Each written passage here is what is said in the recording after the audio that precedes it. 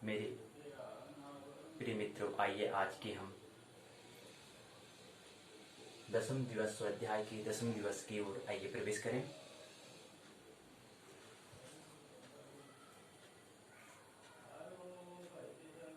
जैसे कि हम जानते हैं, पिछले 5 दिनों से हम यूओयू उत्तराखंड मुक्त विश्वविद्यालय के स्नातक पाठ्यक्रम पर हम चर्चा कर रहे हैं, जिस पर हमने ज्योतिष संस्कृत विषयों पर हमने चर्चा कर ली है। आज अंतिम बैठक है, 6वां दिवस स्नातक द्वितीय और तृतीय वर्ष, और विषय मनोविज्ञान की कल हमने बैठक कर ली थी। 3 प्रश्न पत्रों पर हमने कल चर्चा कर ली है।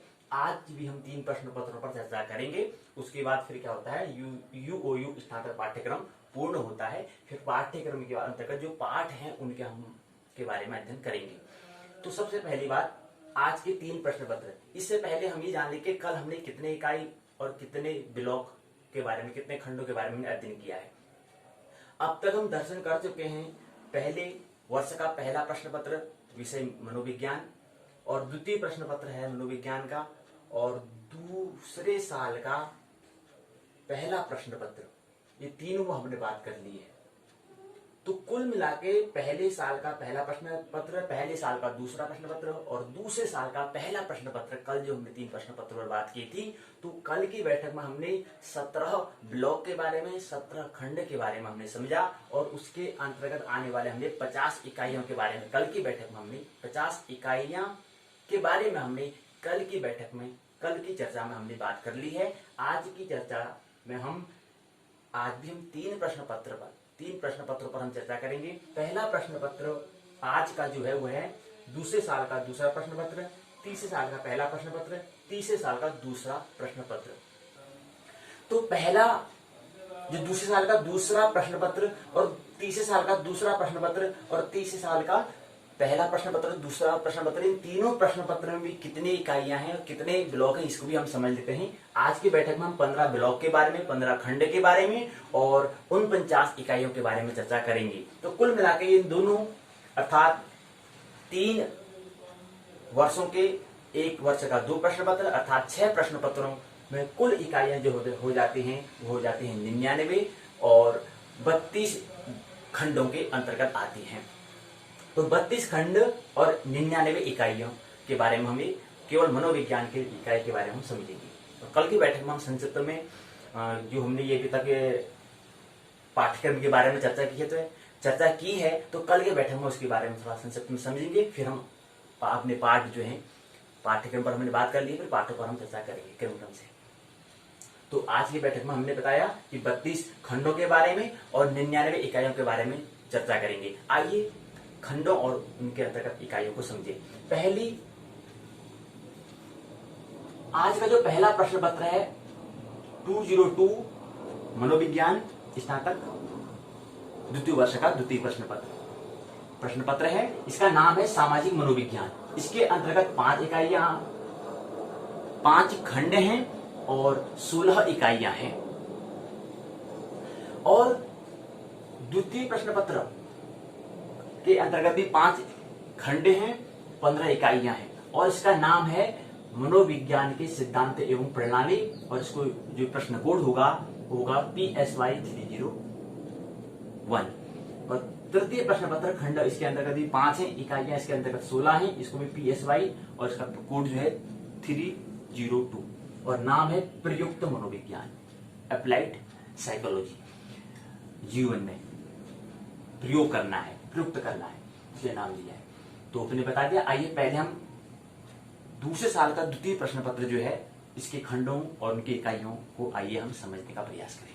तो सबसे पहली बात, खंड 1 है जिसका नाम दिया है सामाजिक मनोविज्ञान का परिचय।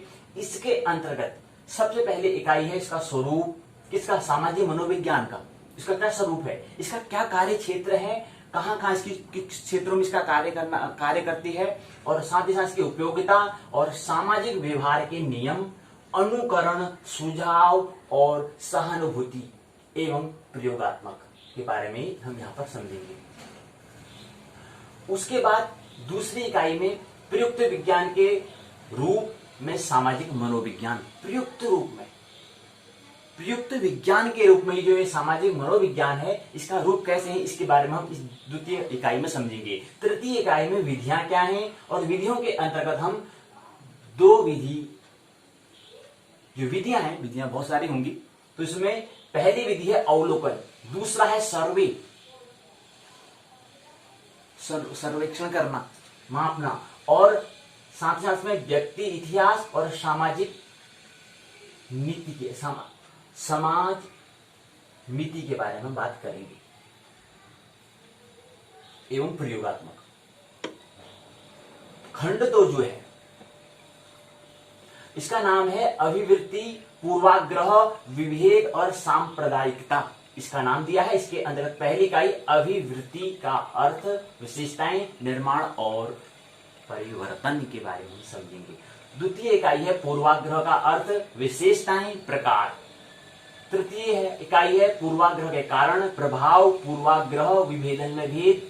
चतुर्थ इकाई है पूर्वाग्रह एवं विभेद को कम करने की विधियां, और साथ ही साथ भारत में सांप्रदायिकता के बारे में हम इस चतुर्थ इकाई में द्वितीय खंड के अंतर्गत समझेंगे। तृतीय खंड संस्कृति एवं व्यक्तित्व, कल्चर एवं पर्सनैलिटी के बारे में इस खंड का नाम दिया है। इसके अंतर्गत पहली इकाई संस्कृति एवं व्यक्तित्व का अर्थ क्या होता है, संस्कृति के प्रकार के बारे में यहाँ पर समझेंगे। उसके बाद द्वितीय इकाई है संस्कृति व व्यक्तित्व में क्या संबंध है, क्या रिलेशनशिप है, इसके बारे में समझेंगे। और व्यक्तित्व के सांस्कृतिक निर्धारक, व्यक्तित्व के अध्ययन के उपागम, ये हम क्या करेंगे द्वितीय इकाई में समझेंगे। तृतीय इकाई में व्यक्तित्व निर्माण, स्व का मनोविश्लेषणात्मक सिद्धांत, सामाजिक निर्भरता और स्वतंत्रता के बारे में बात करेंगे। स्वतंत्रता, सामाजिक समाज पर हम निर्भर हैं लेकिन स्वतंत्र भी हैं, होना चाहिए, यह क्या करेंगे सब इस तृतीय इकाई में हम समझेंगे। चतुर्थ खंड नाम दिया है सामाजिक प्रभाव प्रक्रम। इसके अंतर्गत इकाई पहली स्वरूप क्या है सामाजिक प्रभाव प्रक्रम का, उसका अव्यय क्या है, उसके प्रकार, अंतर व्यक्तिक आकर्षण के सिद्धांत क्या हैं, ये प्रथम इकाई में हम समझेंगे। द्वितीय इकाई में प्रसामाजिक व्यवहार, परोपकारी व्यवहार, परोपकारी व्यवहार के सिद्धांत क्या हैं, ये द्वितीय इकाई में हम समझेंगे। तृतीय इकाई में आक्रामकता, हिंसा, आक्रामकता के सिद्धांत, हिंसा के क्या कारण होता है, इसकी क्या वजह होता है जिससे हिंसा होती है, ये हम क्या करेंगे तृतीय इकाई में समझेंगे। यहीं पर क्या होता है चतुर्थ खंड जिसका नाम है सामाजिक प्रभाव प्रक्रम, वो पूर्ण होता है। खंड 5 जिसका नाम दिया है स्वास्थ्य, कानून, कार्य स्थिति में सामाजिक मनोविज्ञान का क्या प्रभाव पड़ता है, क्या इफेक्ट पड़ता है, इसके बारे में हम समझेंगे। और इसके अंतर्गत जो इकाइयां हैं, पहली इकाई है तनाव, क्या इसका कारण होता है, क्या इसका प्रभाव होता है, खराब स्वास्थ्य के कारण क्या हमारे जीवन में प्रभाव पड़ जाता है, और साथ ही साथ व्यक्तिगत चरित्रण, स्वास्थ्य, मीडिया कवरेज का प्रभाव, और ये जो है इसके बारे में यहाँ पर अध्ययन करेंगे।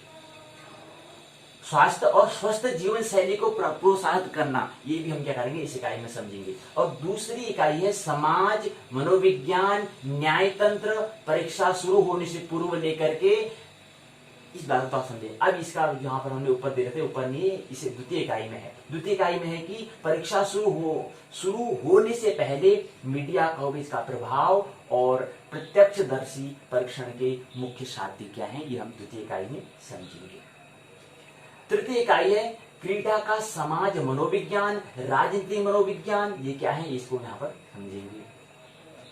और इसके बाद आता है कि मनोविज्ञान और साथ ही साथ शिक्षा का समाज मनोविज्ञान, यातायात और परिवहन। यातायात किसे कहते हैं, जहां पर क्या होता है वस्तुओं का एक स्थान से दूसरे स्थान में जाता है, और जहां पर परिवहन उसे कहते हैं जहां पर व्यक्ति यात्रा करने जाते हैं एक स्थान से दूसरे स्थान में। तो ये यातायात और परिवहन किसे कहते हैं, क्या अंतर है, ये आपको पता होना चाहिए।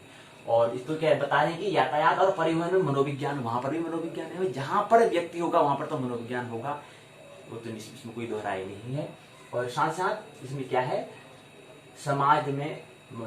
व्यवसाय में समाज मनोविज्ञान की भूमिका क्या है, ये भी हम यहाँ पर समझेंगे।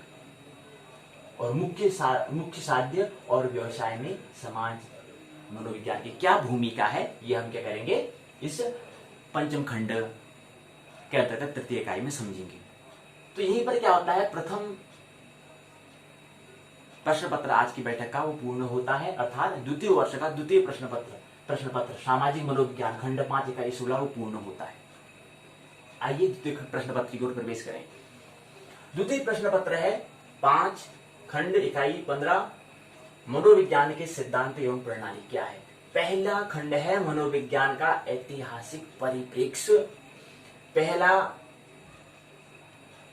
खंड जो है इसके अंतर्गत जो पहली इकाई है वह है मनोविज्ञान में प्लेटो, अरस्तु, डेकार्टे का क्या योगदान है, इसके बारे में हम समझेंगे। द्वितीय इकाई में ब्रिटिश अनुभववादी साहचर्यवादियों का मनोविज्ञान में क्या योगदान है, इसको हम समझेंगे। उसके बाद है तृतीय इकाई शरीर क्रिया वैज्ञानिकों का क्या मनोविज्ञान में योगदान रहा, इसको हम क्या करेंगे तृतीय इकाई में समझेंगे।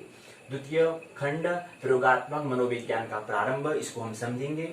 इसके अंतर्गत पहली इकाई है बर्ग, फेकनर, गाल्टन का मनोविज्ञान में योगदान, मनोभौतिकी विधियां, ये हम क्या करेंगे प्रथम इकाई में समझेंगे। द्वितीय इकाई है विल्हेल्म वुंट जो है टिचनर हैं, इनका क्या मनोविज्ञान में इनका योगदान रहा, इसको हम समझेंगे। तृतीय इकाई है विलियम जेम्स इविंगहोर्न का मनोविज्ञान में क्या योगदान रहा, इसको हम समझेंगे। यहीं पर क्या होता है, खंड 2 पूरा होता है। खंड तीसरा मनोविज्ञान के सांप्रदाय, इसके अंतर्गत पहली इकाई मनोविश्लेषण, इसके अंतर्गत नव फ्राइडवाद, एडलर युग हार्नी, ये क्या है इसको यहाँ पर हम समझेंगे।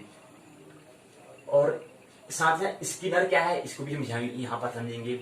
और उसके बाद द्वितीय इकाई में मानवतावादी, अस्तित्ववादी, एक मानवता और एक अस्तित्व के वादी मतलब क्या है अनुयायी, इनके बारे में यहाँ पर समझेंगे। और साथ ही साथ क्या है मनोविज्ञान। और दूसरी बात यहाँ पर हम यहाँ पर पहले इकाई में बता रहे हैं कि मनोविश्लेषण, नव फ्राइडवाद, एल्डर युग हॉर्नी, स्किनर और व्यवहारवाद के अंतर्गत हम पेवलोव और स्किनर को हम समझेंगे। उसके बाद तृतीय इकाई है मनोविश्लेषण और नव विश्लेषण को हम समझेंगे। चतुर्थ खंड है संज्ञानात्मक मनोविज्ञान, इसके अंतर्गत पहली इकाई है चयनात्मक अवधान, दीर्घकृति अवधान, उत्तेजन, सूचना संसाधन, चयनात्मक अवधान के सिद्धांत, ये क्या है प्रथम इकाई में हम समझेंगे। द्वितीय इकाई है प्रत्यक्षण का स्वरूप, सिद्धांत, प्रत्यक्षात्मक सीखना, प्रत्यक्ष धन आत्मक बन जाता है, प्रत्यक्षात्मक बन जाता है। तो ये कैसे होता है ये हम द्वितीय इकाई में समझेंगे। उसके बाद तृतीय इकाई है पैटर्न प्रत्यय विज्ञान, सिद्धांत क्या है, आधिकारिक ऊपरी निचली उपागम, प्रत्यक्ष ज्ञानात्मक स्थिरता, ये क्या है हम तृतीय इकाई में समझेंगे। यहीं पर क्या होता है खंड 4 पूरा होता है। खंड 5 है उद्योग में मनोविज्ञान, जहां व्यक्ति है वहां मनोविज्ञान होगा। पहली इकाई है उद्योग में मनोविज्ञान के अंतर्गत पहली इकाई उत्पादन में क्या कठिनाइयां होती हैं, व्यक्ति जो वहां के जो उसके संस्थापक जो जहां जिस उद्योग में जो उनके मालिक हैं उनको पता होना चाहिए कि प्रत्येक व्यक्ति के बारे में, कि उसका व्यक्ति का जिस हिसाब से उसकी हुनर हो, जिस हिसाब से उसका शरीर की क्षमता हो, उस हिसाब से क्या हो काम का विभाजन होना चाहिए। इसलिए वहां पर मनोविज्ञान का क्षेत्र है। तो उद्योग में मनोविज्ञान क्या है, तो वहां पर अगर एक व्यक्ति ऐसा है जिसकी शारीरिक क्षमता कम है लेकिन उसको हमने क्या कर दिया शारीरिक क्षमता में डाल दिया, तो वहां पर क्या होगा बड़ी कठिनाइयां आएगी, बड़ी समस्याएं आएंगी। तो इसलिए पहले क्या हो ऐसी समस्या ना आई, इससे पहले ही क्या करें वहां पर ही मनोविज्ञान क्षेत्र को वहां पर ही मनोविज्ञान का क्या होना चाहिए विकास हो जाना चाहिए। उस मनोविज्ञान का वहां पर क्या होना चाहिए, वहां पर शिक्षा उस जो व्यक्ति है जो संस्थापक है जो वहां का मालिक है उसको बता देना चाहिए, उसको पता होना चाहिए कि इस व्यक्ति को मैंने क्या करना है, किस व्यक्ति को क्या काम देना है, ये उसने क्या करना चाहिए वहां पर उसको बांटना चाहिए। नहीं तो कठिनाई होंगी, उलझन होगी। तो इस उलझन को सुलझाने के लिए पहले ही क्या होना होगा शिक्षा में क्रांति। तैयारी तैयारी मानसिक तैयारी पहले होनी चाहिए। तो यहाँ पर उत्पादन में कठिनाई होंगी। श्रमिक विश्लेषण क्या है? कार्य दशा, कार्य करने की जो दशा है, और पदोन्नति के अवसर। ये व्यक्ति काम कर रहा है, उसके पद में आगे पद में बढ़ोतरी होनी चाहिए, लेकिन नहीं करते, तो पद में उन्नति करनी चाहिए, क्योंकि उसका क्षमता हिसाब से, उसके हिसाब से पद में उन्नति होनी चाहिए। ढेर सारी बातें यहाँ पर कि अवसर कहाँ पर है, ये हम प्रथम इकाई में समझेंगे। और साथ साथ मानवीय संबंध, कैसे मानवीय, वहां पर हम काम के लिए संबंध बनाते हैं, जबकि मानवीय संबंध होना चाहिए। तो और श्रम कल्याण, हड़ताल, तालाबंदी, ये सब क्यों होती है, क्या वजह रहता है इसका, इस सब विस्तार से हम प्रथम इकाई में समझेंगे। द्वितीय इकाई में है औद्योगिक मनोबल, इसकी क्या परिभाषा होती है, इसका क्या पहलू है, और इसकी आवश्यकता, प्रभाव, मापने की विधियां और कार्य संतोष, ये सब क्या है यहाँ पर हम समझेंगे। उसके बाद तृतीय इकाई आते हैं विज्ञापन अर्थ, महत्व, विज्ञापन स्मृति, विज्ञापन अवधान, विज्ञापन का मनोवैज्ञानिक पहलू, इसको यहाँ पर समझेंगे। यहीं पर क्या होता है, खंड 5 उद्योग में मनोविज्ञान पूर्ण होता है। तो यहाँ पर समझे पहले प्रश्न पत्र, आज की बैठक का जो पहला प्रश्न पत्र है, पहले खंड में 3, खंड 2 में 4 है, खंड 3 में 3 है, खंड 4 में 3 है, खंड 5 में 3 है। तो कुल मिलाकर इकाइयां कितनी हैं? 16 इकाइयां, खंड 5 है। ऐसी आज की बैठक का द्वितीय प्रश्न पत्र जो है, यह खंड 1 के अंतर्गत क्या है, 3 इकाइयां हैं, खंड 2 के अंतर्गत 3 इकाइयां हैं, खंड 3 के अंतर्गत 3 इकाइयां हैं, खंड 4 के अंतर्गत 3 इकाइयां हैं, खंड 5 के अंतर्गत 3 इकाइयां हैं, और इनका योग हो जाता है 15। तो आइए आज की बैठक का तृतीय प्रश्न पत्र, अर्थात तृतीय वर्ष का द्वितीय प्रश्न पत्र, स्नातक विषय मनोविज्ञान। तो आइए, इसका नाम है प्रयुक्त मनोविज्ञान। खंड का नाम है व्यवहारिक मनोविज्ञान से परिचय होंगे। पहला जो खंड है, इसके अंतर्गत जो पहली इकाई है, उसका नाम है, उस इकाई में सबसे पहले हम व्यवहारिक मनोविज्ञान से परिचय, इसका क्या अर्थ होता है, व्यवहारिक मनोविज्ञान है, इसका क्या अर्थ होता है, इसकी क्या मीनिंग होता है, इसका मतलब क्या होता है, ये हम पहले इकाई में, और साथ साथ इसकी क्या प्रकृति होती है, क्या इसका क्षेत्र है, ये हम क्या करेंगे प्रथम इकाई में समझेंगे। द्वितीय इकाई में इसकी क्या शाखाएं हैं, तृतीय इकाई में उभरते क्षेत्र क्या है, ये क्या करेंगे प्रथम इकाई में समझेंगे।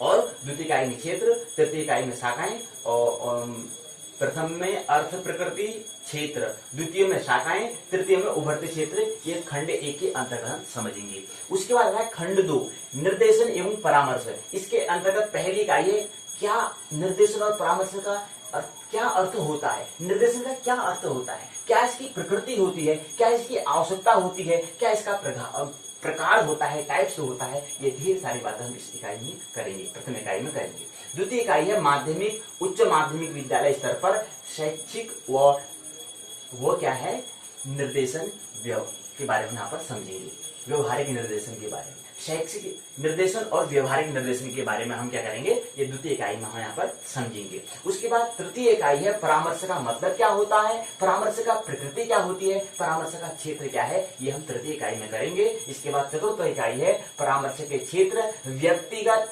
पारिवारिक, कैरियर, परामर्श की विधियां, प्रत्यक्ष और अप्रत्यक्ष, ढेर सारी बातें हम यहाँ पर करेंगे। परामर्श के क्षेत्र के अंतर्गत व्यक्तिगत, पारिवारिक और करियर, जॉब जो है, ड्यूटी जो कर्तव्य है, उसके लिए ढेर सारी बातें, करियर, कर्तव्य, दायित्व क्या है, उसको कैसे पूरा करना चाहिए, सब यहाँ पर बातें हैं चतुर्थ इकाई में करेंगे। खंड 3 ने नाम दिया है औद्योगिक मनोविज्ञान। इसके अंतर्गत पहली इकाई है क्या इसका मतलब होता है, औद्योगिक मनोविज्ञान का क्या मतलब होता है, क्या अर्थ होता है, क्या इसकी प्रकृति होती है, क्या इसका क्षेत्र है, समय गति अध्ययन और वैज्ञानिक प्रबंधन, ये ढेर सारी बातें हम प्रथम इकाई में करेंगे। द्वितीय इकाई है औद्योगिक मनोबल और निष्पादन मूल्यांकन, निष्पादन और मूल्यांकन, ये क्या है द्वितीय इकाई में करेंगे, किसका, औद्योगिक मनोविज्ञान का। उसके बाद तृतीय इकाई है प्रेरणा, कार्य जो हम कर रहे हैं उसमें संतुष्टि हमें कैसे लानी है, ये ढेर सारी बातें हम तृतीय इकाई में करेंगे। चतुर्थ इकाई में एक रस्ता, ऊब और औद्योगिक दुर्घटनाएं क्यों होती है, आदमी ऊब जाता है ना, क्यों ऊब जाता है, क्या वजह रहती है, और एक रास्ता, एक काम करने में एक रास्ता होनी चाहिए, कैसे उसमें लगन होनी चाहिए, ढेर सारी बातें, और क्यों उद्योग में दुर्घटनाएं होती हैं, इसके बारे में हम विस्तार से हम चतुर्थ इकाई में समझेंगे। यहीं पर क्या होता है खंड 3 पूर्ण। खंड 4 का नाम है स्वास्थ्य मनोविज्ञान एवं व्याधि अर्थात रोग, इसका नाम दिया है। इसके अंतर्गत पहली इकाई है स्वास्थ्य मनोविज्ञान और व्याधि, इसका अर्थ क्या है, इसकी प्रकृति क्या है, इसका क्षेत्र क्या है, ये हम यहाँ पर समझेंगे। द्वितीय इकाई है पीड़ा किसे कहते हैं, पीड़ा की परिभाषा क्या है, दर्द की परिभाषा क्या है और इसके प्रकार क्या है, सिद्धांत क्या है, ये हम द्वितीय इकाई में समझेंगे।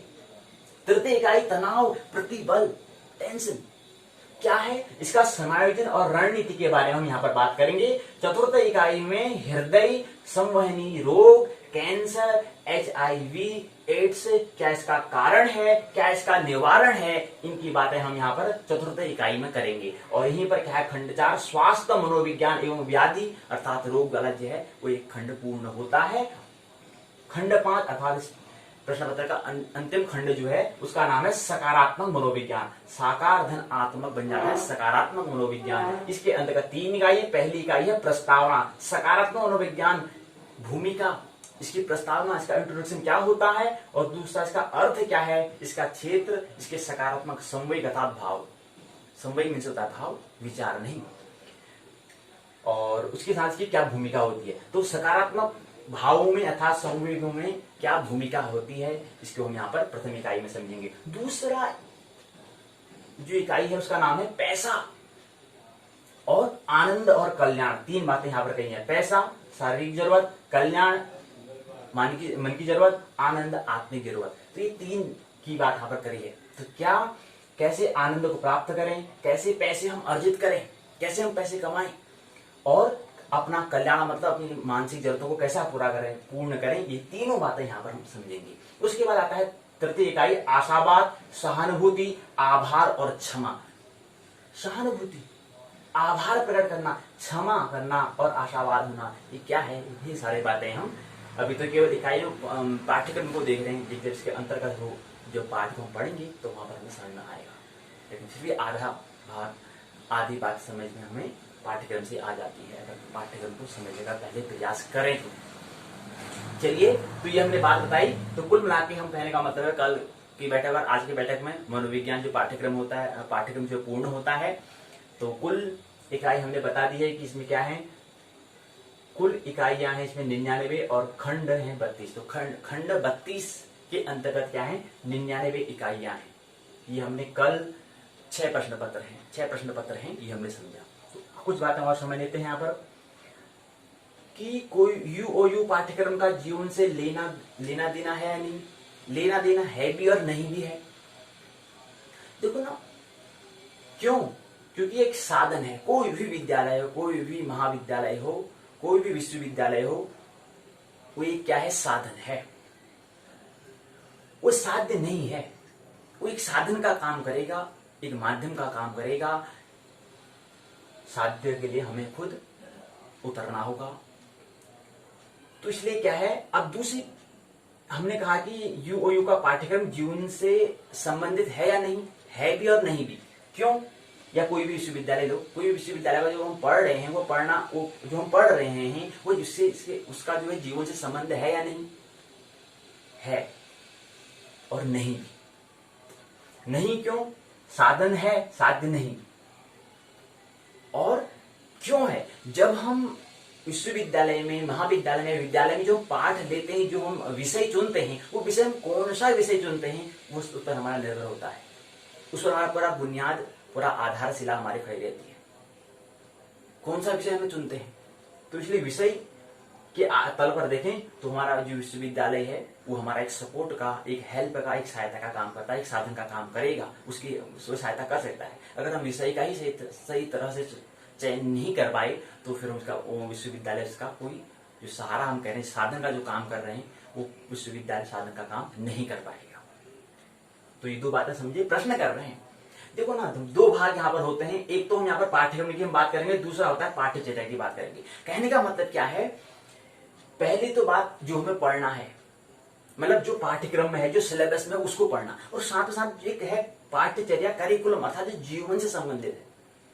2 भाग हो सकते हैं, पहले कि हम पाठ्यक्रम में क्या दिया है, दूसरा कि हमारे समस्याएं हैं उसको कैसे समाधान करें, उससे संबंधित वो जो चर्चा होती है पाठ्यचर्या में होती है, अर्थात जीवन से संबंधित। तो पाठ्यक्रम में तो पूरी समस्या का समाधान नहीं हो सकता है ना, इसलिए दो भाग हमने किए हैं। जो भी हम पाठ यहाँ पर चलेंगे, जो भी हमारी चर्चाएं होंगी वो दो भाग में होती हैं, हो रही हैं। कल भी आपने देखा, आज भी देखा। तो हमने यहाँ पर थोड़ा हटकर कुछ पाठ्यक्रम के अलावा कुछ बातें हमने यहाँ पर ऐड की है, जोड़ी है, जोड़ने अनिवार्य हैं। तो इसलिए हमने कहा कि पाठ्यक्रम में विश्वविद्यालय पाठ जो हम पढ़ रहे हैं उसको पढ़ेंगे, लेकिन दूसरा पाठ्यक्रम में कुछ जीवन से संबंधित कुछ प्रश्न उत्तर होंगे, प्रश्न करेंगे, उसमें उत्तर को ढूंढेंगे। जैसे प्रश्न है। और दूसरा विद्यालय हमने बताया कि आप बताइए 3 वर्ष के बाद विद्यालय में प्रवेश करते हैं, 18 वर्ष तक अर्थात 15 वर्ष तक विश्वविद्यालय महाविद्यालय में 10 वर्ष का और विद्यालय में 15 वर्ष का यहाँ पर बना दिया है। और विश्वविद्यालय में हम बात कहें तो कुल मिला के 10 वर्ष और 18 वर्ष से मिलाकर 28 वर्ष तक क्या करना चाहिए, अध्ययन करना चाहिए। कम प्राथमिक चरण, कम से कम अध्ययन, जिसको क्या करना है, जिसको मतलब प्रत्येक व्यक्ति को शिक्षा में कम से कम 28 वर्ष तक क्या करना चाहिए, अपना योगदान करना चाहिए। और शिक्षा में क्या करना चाहिए, अपना मतलब पढ़ाई करनी चाहिए, अध्ययन करना चाहिए 28 वर्ष तक कम से कम। विद्यालय में तो 15 वर्ष हो जाते हैं, 15 वर्ष तक होता है, वहां व्यवस्था होती है, अर्थात उम्र 18 वर्ष हो जाती है। विश्वविद्यालय में 10 वर्ष हम औसत मान लेते हैं कि 10 वर्ष तक का समय लग जाता है। तो 18 वर्ष हमारे 18 वर्ष का जो समय जो है वो विद्यालय में व्यतीत हो जाता है, और 10 वर्ष का जो हमारा समय वो विश्वविद्यालय या महाविद्यालय में हमारा क्या होता है, समय व्यतीत हो जाता है, और उम्र हो जाती है 28 वर्ष। उसके बाद फिर अपनी हमने कहा स्वार्थ स्वकार्थ समझ लिया, उसके बाद होता है पुरुषार्थ, फिर परमार्थ। जो 3 बातें हमें समझनी होती, 3 सूत्र मैंने पहले पिछली बैठक में चर्चा कर चुके हैं, तो करने बताने की जरूरत नहीं। तो दूसरी बात, रटना नहीं, समझना है। कैसे समझ, कैसे अंडरस्टैंडिंग हमें आई, उस पर हमें जोर देना है। और तीसरी बात है मानना नहीं है, जानना है। और जानने के लिए सबसे पहला महत्वपूर्ण प्रश्न है, प्रश्न करो, थिंकिंग करो, चिंतन करो, पूछो। इसका उल्लेख आप जानते हैं, न्यूटन के बारे में आपने उल्लेख सुनाई है, जिक्र सुनाई है कि बैठे थे एक वृक्ष के नीचे। उस समय जो बैठे थे, निर्विचार चित्त से बैठे थे, तो उनने एकाएक आम का फल नीचे गिरा। तो पूछा, प्रश्न किया उनने कि आम का फल नीचे ही क्यों गिरा। प्रश्न किया ना, चिंतन किया ना, तो ही तो आविष्कार हो पाया। और आप जानते हैं बाकी न्यूटन को, आप जानते हैं विज्ञान में क्या उनकी क्या भूमिका रही, ये आप विस्तार से जानते हैं। तो प्रश्न किया, और विज्ञान है कार्य कारण की खोज। तो उनने प्रश्न किया कि ये जो आम है, वो आम का जो फल है वो नीचे ही क्यों गिरा, क्या वजह रही, क्या कारण रहा नीचे गिरा। जाना, खोजा, प्रश्न किया, ढूंढा, और बाद में क्या दिया, इतना बड़ा विज्ञान, इतना बड़ा आविष्कार मित्र न्यूटन ने किया। पता है आपको। तो ये बात है, कैसे प्रश्न करना है, कैसे सृजन, कैसे आविष्कार करना है, इस पर जोर होगा इस चर्चा का उद्देश्य। और दूसरा है कंठस्थ नहीं करना है, कंठ में स्थित नहीं करना है। कोई ये पाठ्यक्रम इतना है तो सभी पाठ्यक्रम को कंठ में स्थित कर लूं, ये जरूरी नहीं है। केवल एक माध्यम बनाएंगे। हमें दूसरे मंजिल में जाना है तो उसके लिए सीढ़ी की आवश्यकता है। जैसे हम दूसरे मंजिल में पहुंचेंगे, सीढ़ी को फिर हम छोड़ देंगे। ये बात का ख्याल रहे, स्मरण रहना चाहिए। तो हम क्यों कर रहे हैं जिक्र, शिक्षा का क्यों जीवन में महत्व है, क्योंकि विकास को हमें प्राप्त होना है, और जागना है, अर्थात स्मरण में प्राप्त होना है, अर्थात बुद्ध को, परम जागरण को, अर्थात बुद्धत्व को प्राप्त होना है। विकास की जो अंतिम श्रेणी है वह क्या है, बुद्धत्व। उसके आगे कोई विकास नहीं होता, ये मैंने बताया। और सबसे पहले प्रश्न करना है। हमने प्रश्न तो करा, विज्ञान को जन्म देंगे, लेकिन धर्म में जन्म देने के लिए सबसे पहला प्रश्न होता है, मैं कौन हूं। प्रश्न की शुरुआत, अर्थात धर्म में प्रवेश के लिए सबसे पहला प्रश्न होता है, मैं कौन हूं। और बता दिया, 2 सूत्र लेते हैं, गीता के 2 श्लोक को लेते हैं। कर्मण्येवाधिकारस्ते मा फलेषु कदाचन मा कर्मफल हेतुर्भूर्मा ते संगोस्त कर्मणि। पाठ्यक्रम में कहीं गीता का उल्लेख नहीं है, लेकिन पाठ्यचर्या में तो जिक्र है, पाठ्यक्रम में तो अनिवार्य है। तो दूसरा भाग है ये हमारा आज की बैठक का। प्रथम भाग में हम पाठ्यक्रम चर्चा और द्वितीय भाग पाठ्यचर्या अर्थात यहाँ पर गीता का जिक्र करेंगे, क्योंकि मनोविज्ञान का जिक्र कर रहे हैं। और सबसे पहला शास्त्र मनोशास्त्र कौन है? पहला मनोविज्ञान गीता है। तो कर्मण्येवाधिकारस्ते मां फलेषु कदाचन मां कर्म फल हेतुर्भूर्मा ते संगोष्ठ कर्मणि। क्या मतलब इसका? कितनी बार इसका कंठस्थ में कर लिया, कितनी बार इसका उच्चारण कर लिया, इसका मतलब क्या होता है? कर्मण्य, कर्म करने का अधिकार है। कर्म के बिना रहा नहीं जा सकता। कोई भी प्राणी अकर्मण्य नहीं हो सकता, अकर्मण्य नहीं हो सकता। कोई व्यक्ति सोचता है कि मैंने साइंस साइड से पढ़ रहा था, मैं छोड़ देता हूं, या ऐसा कहें कोई कहता है कि यार मेरे को ये काम में, यार ये जॉब यहाँ पे इस जॉब में काम करता हूँ, इस जॉब को छोड़ देता हूँ। इसका मतलब फिर आगे काम नहीं करेगा, कुछ तो काम करना पड़ेगा, अर्थात कर्म तो करना पड़ेगा ना, कर्तव्य तो करना पड़ेगा, दायित्व तो निभाना पड़ेगा। तो दायित्व के लिए फिर निभाना है, तो इसके लिए फिर उसकी चिकित्सा कैसी हो? तो यहाँ पर गीता में मिलती है इसकी मनोचिकित्सा। तो कह रहे हैं, कृष्ण क्या कह रहे हैं अर्जुन से? हे अर्जुन, हे धनंजय, सुन, कर्म करने का अधिकार है, लेकिन कर्म फल पर तेरा अधिकार नहीं है। मां कर्म फल हेतुर्भूर्मा ते संगोष्ठ कर्मणि। कर्म कर, कर्म की फल को छोड़ दे। और मां कर्म फल हेतुर्भूर्मा ते संगोष्ठ कर्मणि। एक और कर्म के बिना कोई भी छूट नहीं सकता है। कर्म से बनता है प्रारब्ध, और प्रारब्ध से बनती है प्रवृत्ति, और प्रवृत्ति से बनती है रुचि, और रुचि से के अनुसार व्यक्ति क्या करता है?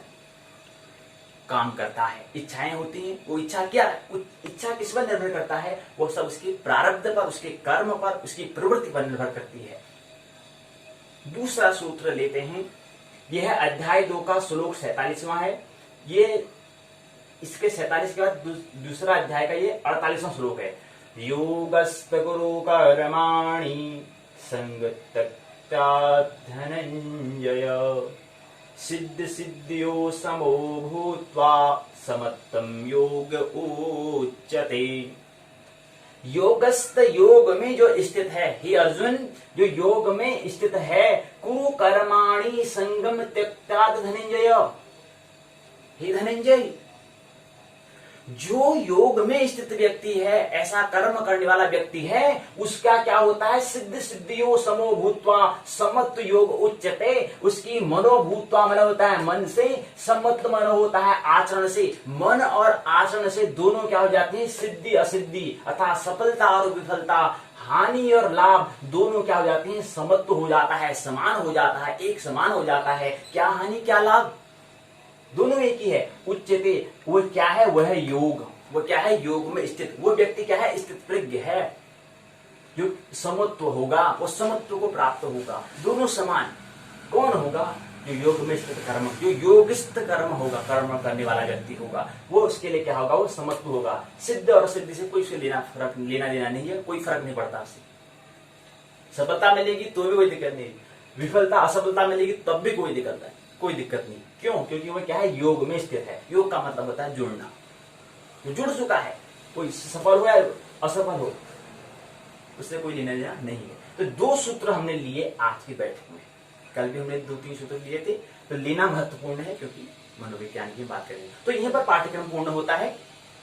अब हम कल की बैठक में पाठों के बारे में साथ संक्षिप्त समझेंगे। पहले तो ये हम समझेंगे कि हमने छठम भाग, 6 भाग में हमने यूओयू स्नातक पाठ्यक्रम को हमने विभाजित किया था। उसको एक संक्षिप्त में कितनी इकाइयां हैं, तीनों के बारे में संक्षिप्त में हम बात करेंगे, चर्चा करेंगे। उसके बाद फिर हम पाठ अर्थात ज्योतिष का जो पहला प्रश्न पत्र है, उसके पाठों को संक्षिप्त में फिर समझने का हम प्रयास करेंगे।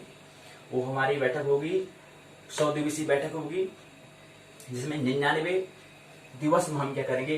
तीनों पाठ मतलब संस्कृत, ज्योतिष और मनोविज्ञान के प्रथम वर्ष का जो पाठ्यक्रम है, उसको हम पूर्ण करने का प्रयास करेंगे। हालांकि संक्षिप्त में कर पाएंगे, लेकिन 99 दिवसीय कार्यक्रम से हम पूर्ण करेंगे। और 1 दिवसीय कार्यक्रम हम क्या करेंगे? उस पर हम थोड़ा बातें करेंगे, कुछ परीक्षा पर चर्चा, मतलब कैसे क्या चीज है, उस पर हम सब चर्चा क्या करेंगे, यहाँ पर करेंगे। तो 100 दिवसीय कार्यक्रम और 10 दिवसीय कार्यक्रम हो चुका है। डे 10 आज हो चुका है। तो 10 ये हो गए और 100 हो गई, तो 110 दिन का सुअवसर हमें इस वर्ष मिला। चलिए, ये बात की बातें हैं, लेकिन भी मेरी बातों को मैं पहले बता रहा हूँ, मानने की कोई आवश्यकता नहीं है, जानना है, सृजन करना है, आविष्कार करना है, चिंतन करना है। कोई साधु संत महात्मा शिक्षक उपदेश नहीं देते हैं, या कोई भी उपदेश दे रहे हो उनको मानने की कोई जरूरत नहीं है। उसमें चिंतन करना है, उसमें मनन करना है, विचार करना है, प्रश्न करना है। क्यों करना है प्रश्न? क्योंकि हमने अभी जाना नहीं है, हम मान कैसे सकते हैं जब तक मैं आपका और अगर कोई शिक्षक या कोई साधु संत महात्मा बता रहे हैं, उनके बताने से मेरा मानना नहीं हो जाता है। उनने जाना होगा, कृष्ण ने जाना है, बुद्ध ने जाना है, राम ने जाना है, उनके जानने से मेरा जानना नहीं होगा, इसलिए मैं प्रश्न करता हूं, इसलिए मैं मानता नहीं। माफ करना, क्योंकि मैं अभी नहीं जानता, इसलिए मैं मान भी नहीं सकता हूं। जिस दिन मेरे को समझ में बात ख्याल आएगी, उस दिन में वो मेरा मानना नहीं होगा, वो मेरा जानना होगा। उस दिन में इस तरह से सूत्रों को माध्यम के द्वारा, क्योंकि कृष्ण ने क्या कहा, कृष्ण का ये सूत्र जो है, कृष्ण ने जो अर्जुन सूत्र कहा है, ये सूत्र को कौन समझ पाएगा? जो अर्जुन की स्थिति में पहुंच गया है, उससे पहले नहीं। जो अर्जुन बन चुका है वो इन सूत्रों को, इसके लिए गीता काम की है। गीता के अंतर्गत जो आध्यात्मिक और जो इंगित दिए हैं, संदेश दिए हैं, जो सिग्नल दिए हैं, वो सिंगल काम में आ सकते हैं, अन्यथा नहीं आएंगे बिना अर्जुन बने हुए। अर्जुन बन गए तो उपयोग हो जाएगा, तो सीढ़ी का काम करेगी। वो दूसरे भवन में जाना है तो सीढ़ी का काम, एक साधन का काम करेगी, अन्यथा काम नहीं करेगी। नहीं तो अन्यथा क्या होगा, हम हमेशा उसको रटते रहेंगे, कंठस्थ करते रहेंगे, उससे कोई हल होने वाला नहीं है, उससे हमारा समय का व्यतीत होगा। तो प्रयास यही करेंगी, पहले मानना नहीं है, जानना है। मेरी बातों को इतने प्रेम पूर्वक शांति पूर्वक सुना, बहुत बहुत अनुग्रहित हूँ। अंत में सबके भीतर बैठे हुए परमात्मा को प्रणाम करता हूँ, मेरा प्रणाम स्वीकार करें।